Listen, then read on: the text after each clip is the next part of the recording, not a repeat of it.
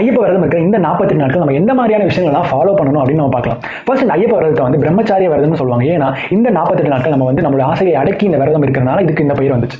So first மாலை வந்து நம்ம எங்கே வச்சு போடணும்? ஸோ குருசாமி முன்னிலையில் இல்லை கோவில் வச்சு தான் மாலை போடணும். வீட்டில் வச்சு நம்ம மாலை போடக்கூடாது. ஸோ அதிகாலை, அதாவது ஏர்லி மார்னிங் பிஃபோர் சன்ரைஸ் நம்ம எந்திரிச்சு பச்சை தண்ணியில் குளிச்சுட்டு பூஜை ரூமுக்கு போய் சரணம் பாடணும் ஐயப்பனுக்கு. அதுக்கப்புறம் வந்து நீங்கள் ஃபர்ஸ்ட் டைம் இப்போ தான் நீங்கள் மாலை போட போறீங்கன்னா உங்களை வந்து கன்னிசாமி அப்படின்னு சொல்லுவாங்க. அதனால நம்ம வந்து பிளாக் அண்ட் பிளாக் ட்ரெஸ் போட்டுருப்போம். நிறைய வாட்டி போட்டவங்க காவி ட்ரெஸ்லாம் போட்டிருப்பாங்க.